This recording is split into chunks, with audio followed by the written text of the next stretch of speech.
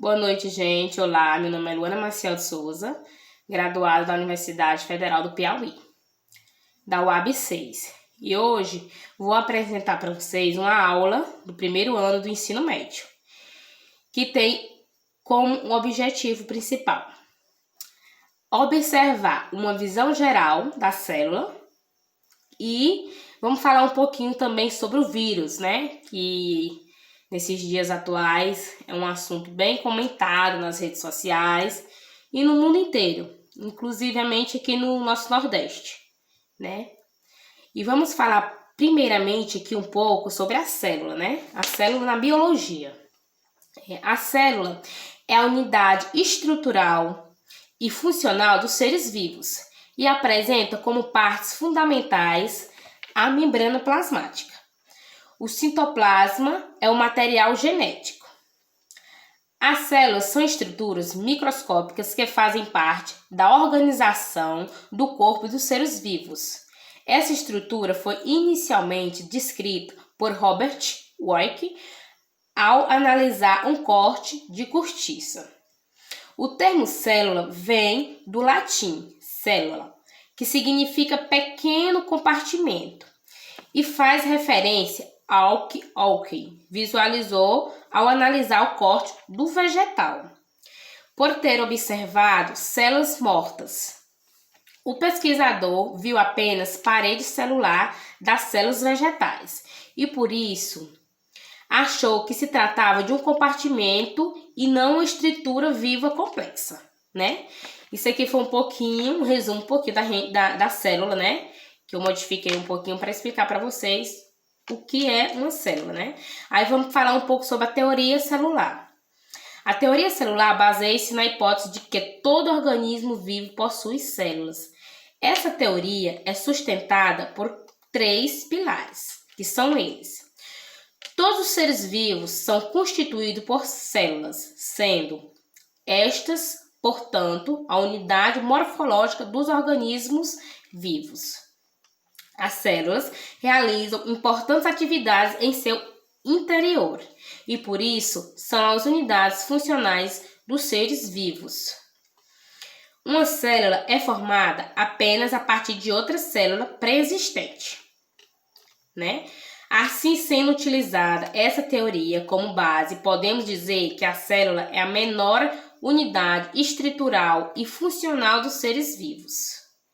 Estrutura básica de uma célula é sua classificação.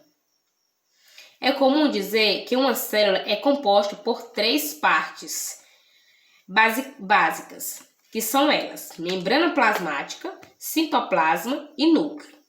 Essa informação, no entanto, é incoerente quando analisamos alguns tipos de células, né? Todas as células possuem membrana plasmática e citoplasma, mas o núcleo é a estrutura ausente em células procariontes. Nesse tipo celular, o material genético está disperso no citoplasma. Assim sendo, analisando a estrutura básica de uma célula, podemos classificá-la em procariontes e eucariontes. Procariontes são aquelas que não possuem o núcleo, né? As células procariontes, definido envolvendo por membrana. Já a célula eucariontes apresenta um núcleo delimitado pelo envoltório nuclear, possuindo, portanto, uma proteção ao seu material genético. Na célula eucarionte é possível observar a presença de um núcleo definido, né? Além da diferença no que diz respeito ao núcleo, as células procariontes ainda apresentam diferenças quando comparadas a eucariontes. Em procariontes, por exemplo, não existem organelas citoplasmáticas envolvidas por membranas, como as mitocôndrias e o retículo endoplasmático. As células eucariontes, por sua vez, são células mais complexas ou maiores e possuem organelas membranosas, né? Isso aqui foi um pouquinho, né, do resumo sobre as células, né? Aí, como eu falei no início, que a gente ia falar também um pouco sobre os vírus, né?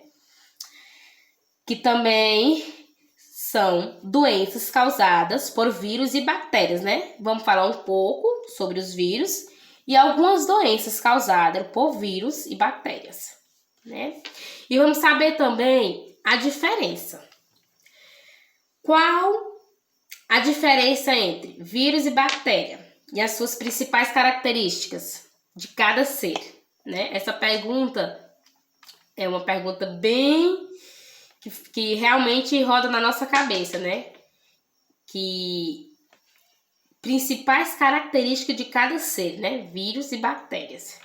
Apesar dos contrastes, ambos têm uma coisa em comum: grande e complexa capacidade de causar doenças graves. Vírus e bactérias nem sempre provocam esses problemas, mas são potenciais patógenos de enfermidades graves. Vírus e bactérias. O que são? Pouquíssimas são as similaridades entre os dois organismos. Por exemplo, eles não podem ser vistos a olho nu e se multiplicam com grande facilidade, mas há mais diferenças do que semelhanças. Vamos começar falando das bactérias, né? Vamos falar um pouco sobre as bactérias. Seres unicelulares de composição simples, eles medem cerca de 0,5 milésimos de milímetros, mas são 10.000 vezes maiores que o vírus, né? Para nós temos uma comparação, né? São 10.000 vezes maiores que o vírus, né? Se o vírus, as bactérias são 10.000 vezes maiores que o vírus, né? Jamais conseguiríamos ver uma bactéria ou um vírus a olho nu. A bactéria é formada de vida mais antiga do nosso planeta e tem um papel importante na limpeza do meio ambiente, pois são altamente eficientes no processo de decomposição de animais e de plantas mortas, né? O vírus, por outro lado, são tão simples que nem chegaram a ser considerados seres vivos. Eles necessitam de estruturas celulares de organismos vivos. Além disso, eles necessitam de estruturas celulares de organismos vivos para se reproduzir e possuem apenas uma capa proteica para proteção. Cientistas consideram que podem existir trilhões de espécies de vírus no planeta. Esse dado nos diz muito sobre o quão pouco ainda sabemos sobre eles, né? Realmente, ainda se sabemos muito pouco sobre vírus e bactérias. Doenças virais e bacterianas. Basicamente, a diferença entre doenças virais e bacterianas está no modo como elas se desenvolvem no hospedeiro. Uma vez que todos os tipos de vírus necessitam das células para se reproduzir, o progresso do problema se dá à proporção que as células são afetadas. As bactérias, por outro lado, não necessitam disso. Circulam livremente no organismo e no avanço da patologia por ela causar também acontece à medida que se espalha. Por outro lado, esses agentes apresentam sintomas muito similares no início das doenças infecciosas: mal-estar, febre, diarreia, náuseas, entre outros. São os primeiros sinais. De acordo com o seu progresso, os sintomas vão se diferenciando, né? Como esses exemplos aqui, né? A gente pode observar, né? Com esse vírus, do coronavírus, quais são os sintomas que eles estão deixando nas pessoas que são infectadas, né? Que dá para assimilar, né? Ó, febre, diarreia, náuseas e entre outros, que são similares a qualquer tipo de vírus ou bactérias. Doenças bacterianas. Bactérias são seres altamente interativos. Na verdade, nós vivemos uma relação íntima, no estrito sentido da palavra, com elas. Alguns cientistas apontam ainda que os micro-organismos foram boa parte do corpo humano. Precisamos delas e elas precisam de nós. A esse relacionamento damos o nome de cooperação. Fica claro, portanto, que o problema não é ter bactérias no nosso organismo, e sim quais vivem nele. As doenças causadas por bactérias mais comuns são botulismo, cólera, sífilis, desinteria, febre muculosa, pneumonia bacteriana, gonorreia, hanseníase, leptospirose, tuberculose, tétanos, doenças virais. Os vírus são responsáveis por problemas complexos e, ao contrário das bactérias, muitas doenças virais não têm cura. Conheça as principais viroses: AIDS, herpes, resfriado comum, gripe, novo coronavírus, o novo coronavírus que já está listado aqui, febre amarela, hepatite, dengue, cachumba, catapora, raiva, varíola, rubéola, sarampo, poliomielite, mononucleose infecciosa. É possível contrair essas patologias de diversas formas, com a má higiene, né? Relações sexuais desprotegidas, picadas de insetos e etc. Prevenção e tratamento de certas doenças.